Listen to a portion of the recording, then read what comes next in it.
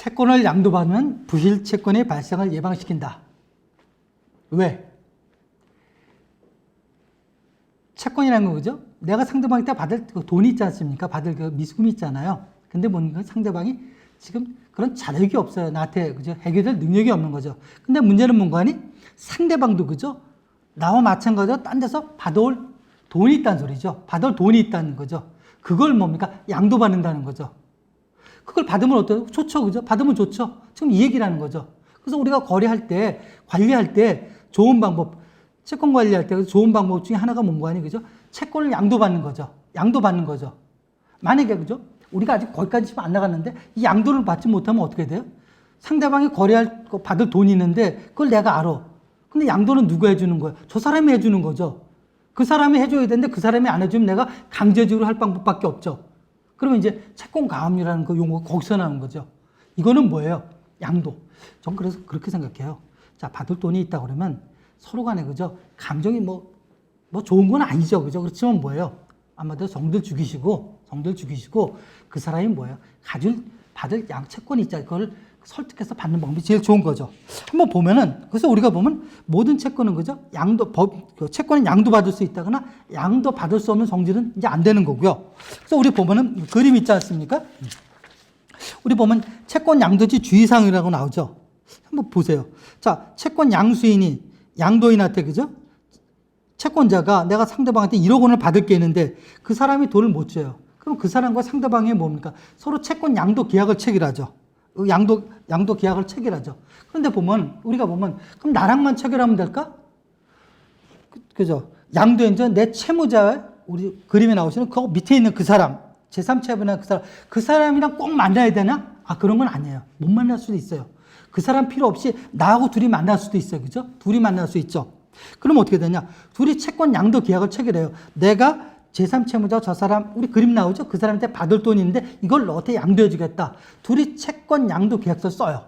계약서 쓰고 둘이서 하나씩 나눠 갖는 거죠. 그죠? 나눠 갖죠. 그리고 그냥 끝나는 건 아니고 그 다음에 양도 계약을 한 다음에 내가 이걸 저 사람한테, 여러분한테 대신 받아가라고 줬다는 건 누가 해주는 거 아니? 통지를 해줘. 누가? 양도한 사람 있지 않습니까? 책도 양도한 사람. 이 사람이 통지를 해줘요. 누구한테? 제3채무자한테 저 사람 주라고 통지해 주죠. 그죠? 통지해 주죠. 근데 이거는 이제 이론적인 얘기고, 그럼 통지를 저 사람이 안 하면 안 되죠. 지금 무슨 상태예요? 잘 한번 생각해 보세요. 내 거래선 채무자, 그죠? 양도인 저 사람은 지금 굉장히 상황이 안 좋은 상태인데 내가 양도해 주겠습니다. 그리고 갔는데 양도 안 해주면 다 없어지잖아요. 안 되잖아요. 그래서 실무적으로는 보면 이 사람이 양도하지 않습니까? 그걸 갖다 위임장을 내가 받아요. 양도통지 위임장을 받고 양도통지를 만들어서 저 사람 난의를 받아서 위임장을 갖고 내가 있지 않습니까? 우체국에서 내가 양도통지를 보내요. 그럼 저 사람 이름으로 양수인은 내가 보내는 거죠. 명목상은 저 사람이죠. 그럼 이 사람이 딱 받잖아요. 받으면 그게 채권 양도 효력이 있는 거예요. 효력. 이게 왜 중요한 거니? 자, 이 사람이 받은 다음에 있지 않습니까? 여기에 제3채무자도 뭐 들어옵니까? 이 사람이 이중양도할 수도 있어요. 또 양도할 수가 있고요. 또 뭔가 하니? 여기에 양도받지 못한 사람은 저희가 아직 거기까지 안 나갔는데 채권 가압류 들어오고요. 또 판결만 받은 사람은 양도인한테 채권 압류가 막 들어와 버려요. 그럼 어떻게 되냐 이거죠. 그 우열권이 뭔가 다 무효가 돼요. 양도 통지된 그 시점. 그래서 객관적으로 본 게 보면 확정일자 받았지 않습니까? 이 날짜 이후엔 다 무효되는 거다. 다 내 거가 되는 거죠. 그래서 양도가 중요한 거예요. 이거는 뭐예요?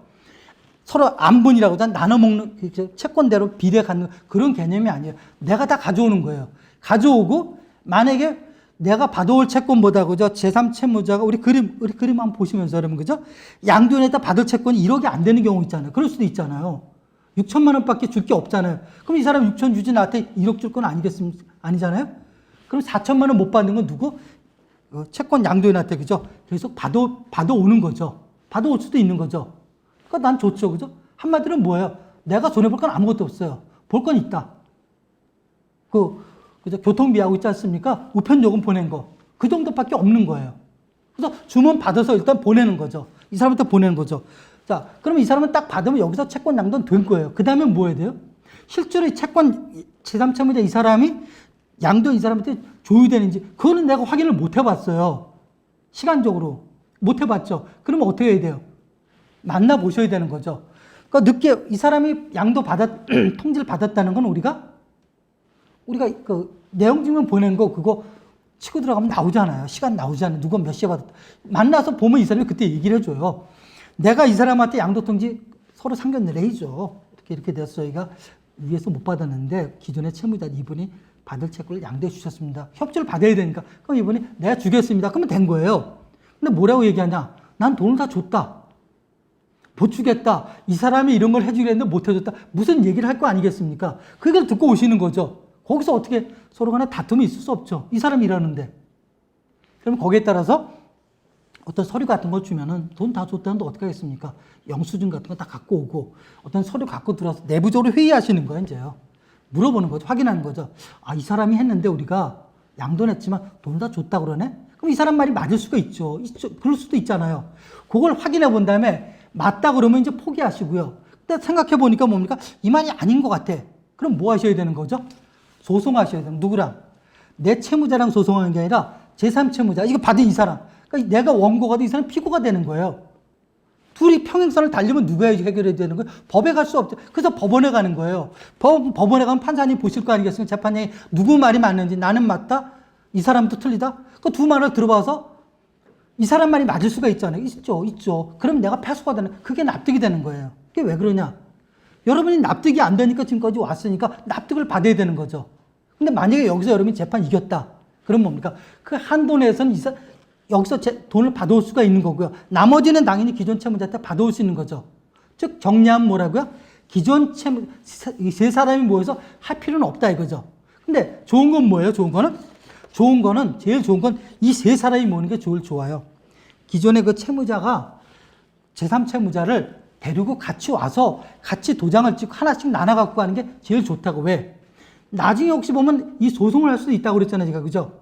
소송이 들어갔을 때 이 사람이 뭔가 제3채무자가 재판장님, 저는 이 사람한테 양도금지 특약, 여기 서로 간에 양도금지를 딴 사람한테 해주지 말는 특약이라든지 하자가 있어서 못 줘요, 뭐 때문에 못 줘요, 이런 걸 주장할 수가 없잖아요. 자기가 도장을 찍었으니까. 그래서 좋은 거예요. 셋이 하는 게. 그렇지만 실무적으로 볼 때는 보면 상당히 위험할 때는 뭡니까? 지금 만날 수가 없죠. 일단 주는 건 다 받죠. 단 봐야 될 게 뭔가 하니 채무자하고 제3채무자하고 봤을 때 이 사람과의 둘이 기본계약서에 이 채권 채무는 상대방의 동의가 없으면 채권 양도를 금한다. 이게 채권 양도 금지 특약이 기본계약서에 있을 수 있어요. 이건 무효예요. 받으면.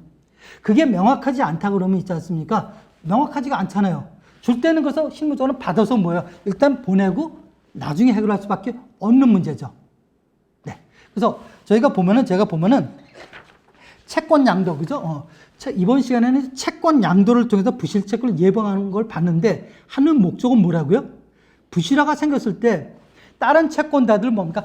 배제시키는 가장 좋은 방법 자체는 뭔가니 채권을 양도받는 건데 이 양도는 내가 할 수 있는 게 아니에요. 내 채무자, 그 사람을 설득해서 그 사람이 뭡니까? 협조를 받아서 양도해야 되는 거예요. 그러니까 뭐라고 말씀드렸습니까? 여러분의, 그죠? 좀 좋겠습니까? 직장 다니시면은 좋지 않은 소리 듣고 나왔지 않습니까? 그죠? 기분도 그렇죠. 그렇지만 그런 거 다 참으시고 있죠. 그런 거 다 참으시고 가서 채무자 설득하세요. 채무자 설득하고 뭡니까? 채권 양도 받고. 물론 그렇죠. 그래서 여러분이 생각해 봐 있을 게 이거예요. 이걸 어떻게 할 거냐, 이걸. 채권 양도로, 물론 그럴 수 있죠. 채권 양도는 다 해주는 게 아니잖아요. 안 해주면 못 받잖아요. 성향이 있을 거라고요. 이 사람 성향 자체가 보면 이건 절대 아니다고 뭐예요. 그거 포기하시고 바로 뭐 들어가셔야 돼요. 채권 가압류나 다른 방법 들어가셔야 되는 거죠. 근데 채권 관리는 보면 방법이 여러 가지 다양해요. 그래서 보면 이걸 포기하고 저걸 들어가고 그건 여러분이 선택하셔야 되는데 과연 이걸 포기할 정도의, 그죠? 왜 포기하는데 논리적으로 여러분이 뭡니까? 설명을 하셔야 돼요. 그래서 보면 이렇게 한번 보시고요. 그래서 보면 이 채권 양도라는 게 저희가 채권 회수할 때 굉장히, 그죠? 유용한, 그죠? 하나의 방법 중에 하나다. 이렇게 생각하시고 여기에 여러분이 한번 깊이 한번 생각해 보시면 좋은, 그죠? 결과도 있을 수 있다. 그렇게 생각하고 있습니다.